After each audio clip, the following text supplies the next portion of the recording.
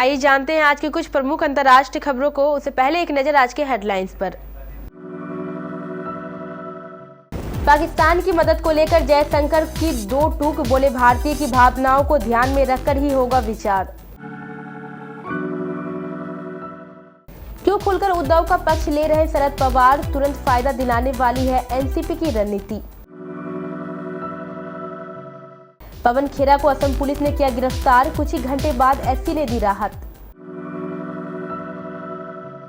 बारात में खाने को लेकर भीड़ गए मेहमान, दूल्हा दुल्हन को भागकर बचानी पड़ी अपनी जान। यूपी में जाति जनगणना के मुद्दे को और धार देगी सपा, लोकसभा चुनाव 2024 पर पार्टी को फोकस। मेघालय में टीएमसी कुछ नहीं, ममता बनर्जी की पार्टी पर कांग्रेस का तीखा प्रहार। बिहार में 2 लाख शिक्षकों की होगी बहाली। खरीदारों की खुली किस्मत, फिर टूटा भाव, जानिए 10 ग्राम गोल्ड का रेट। हिंदू होने की वजह से आदिल के परिजन मुझे नहीं कर रहे कबूल, राखी सावंत का शौहर के अब्बू पर आरोप। फॉर्म से जूझ रहे केएल राहुल के समर्थन में उतरे गौतम गंभीर, दिग्गज खिलाड़ी ने बचाव में कह दी यह बड़ी बात। आतंकवाद का समर्थन पाकिस्तान की आर्थिक बदहाली का एक बड़ा कारण है। भारतीय विदेश मंत्री जयशंकर की यह टिप्पणी पाक में लगातार बढ़ रहे आर्थिक संकट के बीच आई है। अपने एक बयान में उन्होंने पाकिस्तान के संदर्भ में कहा था कि कोई भी देश अपनी समस्याओं से तब तक बाहर नहीं आ सकता है जब तक उसका मुख्य मकसद सिर्फ आतंकवाद है। विदेश मंत्री एस जयशंकर से जब यह सवाल किया गया कि भारत मुसीबत का सामना कर रहे हैं, अपने पश्चिमी पड़ोसी की मदद करेगा, इसके जवाब में उन्होंने कहा था कि आतंकवाद भारत पाकिस्तान के बीच मुख्य मुद्दा है, इसे कोई भी नहीं बच सकता है।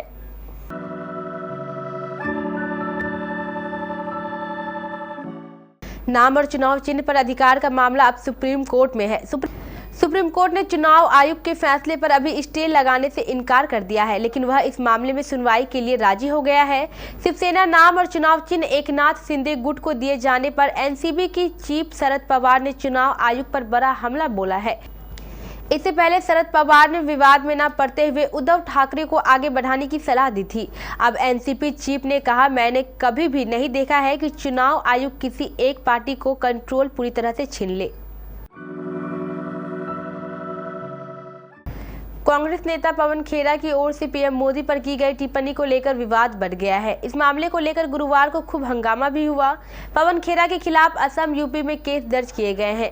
इस सिलसिले में असम पुलिस ने गुरुवार को उन्हें गिरफ्तार भी किया है। इसके बाद मामला सुप्रीम कोर्ट में पहुंच गया है।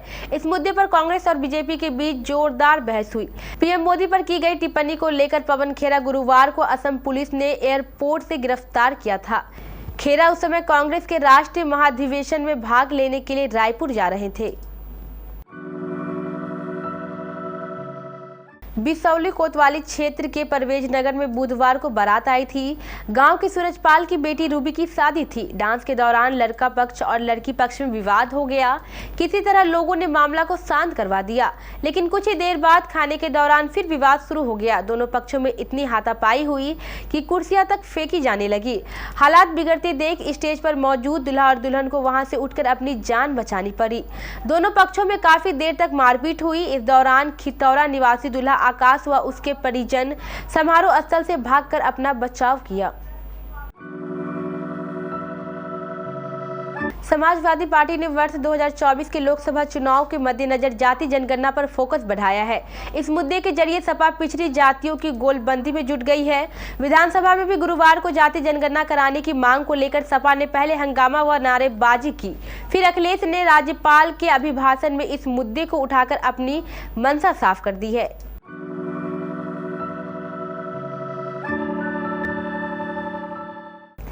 मेघालय विधानसभा चुनाव नजदीक आते ही राजनीतिक पार्टी जमकर बयानबाजी कर रही है। कांग्रेस की ओर से पार्टी का प्रचार करने पहुंचे राहुल गांधी ने पश्चिमी बंगाल की मुख्यमंत्री ममता बनर्जी के नेतृत्व वाली तृणमूल कांग्रेस पर निशाना साधा है। इसके बाद फिर से कांग्रेस ने टीएमसी पर तीखा प्रहार किया है। गुरुवार को इस बार पार्टी महासचिव जयराम रमेश ने निशाने पर लिया है। रिपोर्ट्स के मुताबिक उन्होंने कहा है कि अगर वह मिलकर काम करना चाहती है तो उसे कांग्रेस के नेताओं को तोड़कर अपने साथ मिलाने का प्रयास बंद करना होगा। जयराम रमेश ने यह भी कहा है कि बीजेपी के खिलाफ बनने वाले महागठबंधन में शामिल सभी पार्टियों को प्रधानमंत्री नरेंद्र मोदी की नीति और नीयत के खिलाफ खुलकर आवाज उठानी होगी। बिहार में शिक्षक भर्ती का इंतजार कर रहे युवाओं के लिए बड़ी खबर है। जल्द ही बिहार में प्राथमिकी और माध्यमिक स्तर पर 2 लाख शिक्षकों की भर्ती होने वाली है। रिपोर्ट्स के मुताबिक बिहार में शिक्षकों की बहाली को लेकर नई नियम वाली तैयारी करने का निर्देश दिया गया है। नए नियमों के तहत बिहार शिक्षा विभाग द्वारा कई विभागों से इस संबंध में सवाल पूछे जा रहे हैं। सोने और चांदी के रेट में आज फिर से तेज गिरावट देखने को मिली है। MCX के साथ सराफा बाजार में आज सोने और चांदी के दाम में गिरावट देखने को मिली है। इसके विपरीत अंतर्राष्ट्रीय बाजार में आज सोने की कीमतों में मामूली बढ़ोतरी हुई है, क्योंकि अमेरिका फेड की बैठक में 1 मिनट की डिटेल जारी होने के एक दिन बाद डॉलर की कीमत में गिरावट आई थी। बॉलीवुड ड्रामा क्वीन राखी सावंत ने बुधवार 22 फरवरी को मैसूर स्थित अपने ससुराल वालों पर आरोप लगाया है कि हिंदू होने की वजह से उन्हें स्वीकार नहीं किया जा रहा है। राखी ने हाल ही में अपने शौहर आदिल खान दुर्रानी पर मारपीट और पैसे लूटने के आरोप लगाए थे। इसके बाद मुंबई पुलिस ने आदिल को हिरासत में ले लिया है।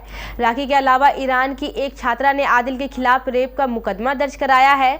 ऐसे में आदिल की कस्टडी मैसूर पुलिस को दे दी गई है। खराब परफॉर्म से जूझ रहे KL राहुल को पूर्व भारतीय सलामी बल्लेबाज गौतम गंभीर का साथ मिला है। गंभीर का मानना है कि सिर्फ राहुल की आलोचना करना थोड़ी अनुचित होगा, क्योंकि प्रत्येक खिलाड़ी अपने करियर में बुरे दौर से गुजरा है।